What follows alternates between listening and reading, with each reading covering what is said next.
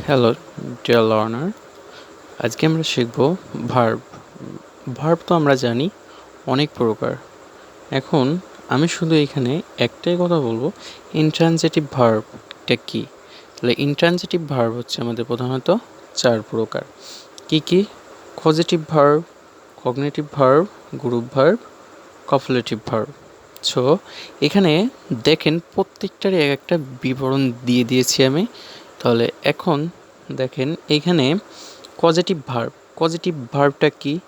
এই যে এখানে বলছে যখন কর্তা নিজে কাজ না করে, মানে হচ্ছে একজন কর্তা মানে হচ্ছে যে কাজটা করবে ও যদি কাজটা না করে অন্যকে দিয়ে কাজটি করায়, অন্যকে দিয়ে কাজটি করিয়ে নেয়, তখন তাকে পজিটিভ ভার্ব বলে। ক্লিয়ার?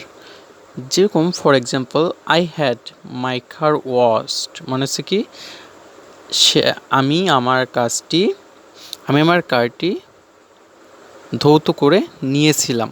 মনে হচ্ছে কি এখানে আমাদের কিন্তু পজিটিভ ভার্বটা কিন্তু হ্যাড, আমাদের এখানে পজিটিভ ভার্বটা হ্যাড। মাই কার ওয়াশড মানে হচ্ছে কি আমার কারটি ধৌত করে নিয়েছিলাম। ওয়াশড এইটা আমাদের V2-তে আছে। তাহলে V2-তে থাকলে হবে কি আমি আমার কারটি ধৌত করে নিয়েছিলাম, মনে হচ্ছে কি আমি অন্য একজনকে দিয়ে ধৌত করে নিয়েছিলাম। এখন আসি আমরা কগনিটিভ ভার্ব। কগনিটিভ ভার্বটাকে কগনেট ভার্বটা হচ্ছে যদি কোনো ইন্ট্রানজিটিভ ভার্ব তার সমর্থক কোনো নাউনকে অবজেক্ট হিসেবে গ্রহণ করে, তবে তাকে কগনেট ভার্ব বলে। এগেইন, যদি কোনো ইন্ট্রানজিটিভ ভার্ব মানে হচ্ছে একটা ইন্ট্রানজিটিভ ভার্ব মানে হচ্ছে কি যে ইন্ট্রানজিটিভ ভার্বের কোনো কি থাকে না, যে ভার্বের কোনো অবজেক্ট থাকে না, ওইটাকে বলা হচ্ছে ইন্ট্রানজিটিভ ভার্ব। দেখেন ইন্ট্রানজিটিভ ভার্বের সমর্থক কোনো নাউনকে অবজেক্ট হিসেবে গ্রহণ করে, তবে তাকে কগনেট ভার্ব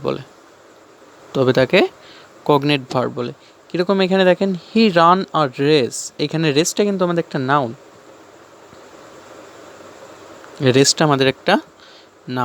এখানে রান এটা কিন্তু একটা ইন্ট্রানজিটিভ ভার্ব। রান আমাদের হচ্ছে ইন্ট্রানজিটিভ ভার্ব, আর রেস মানে হচ্ছে কি রেসটা কিন্তু আমাদের একটা নাউন। এটাকে কিন্তু এই যে রানটা এটাকে অবজেক্ট হিসেবে গ্রহণ করতেছে। বুঝাতে পারছি? এজন্য বলা হয়েছে যদি কোনো ইন্ট্রানজিটিভ ভার্ব তার সমর্থক কোনো নাউনকে অবজেক্ট হিসেবে গ্রহণ করে, তবে তাকে কগনেট ভার্ব বলে। আর ক্লিয়ার? এবার আসি গ্রুপ ভার্ব। যখন কোনো ইন্ট্রানজিটিভ ভার্ব, আমি এখানে একটু অ্যাব্রিভিয়েশনভাবে লিখছি কারণ এখানে অনেক বড় হয়ে যায়, এজন্য যখন কোনো ইন্ট্রানজিটিভ ভার্ব এর পরে একটি প্রিপোজিশন বা একটি অ্যাডভার্ব যুক্ত হয়ে ভার্বটি ইন্ট্রানজিটিভ এর মতো কাজ করে এবং নতুন অর্থ দেয়, তখন তাকে গ্রুপ ভার্ব বলে। তখন তাকে কী ভার্ব বলে? গ্রুপ ভার্ব বলে।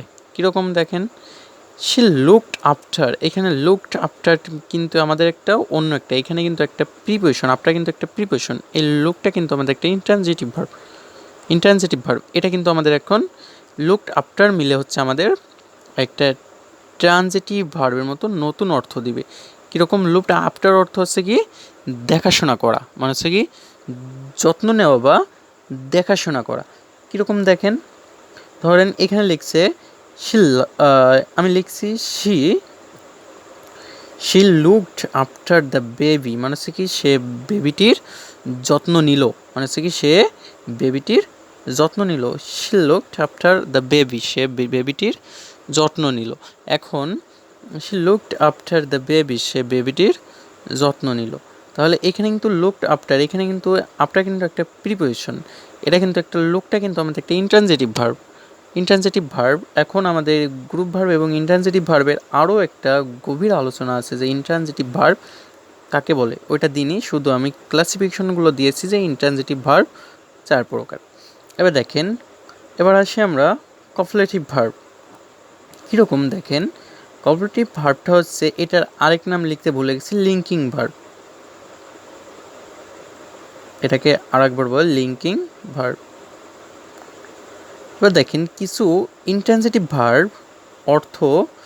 ভার্বের অর্থ সম্পূর্ণ করার জন্য নতুন একটি শব্দ গ্রহণ করে, মনে হচ্ছে কি নতুন একটি শব্দ গ্রহণ করে, তখন তাকে কপুলেটিভ ভার্ব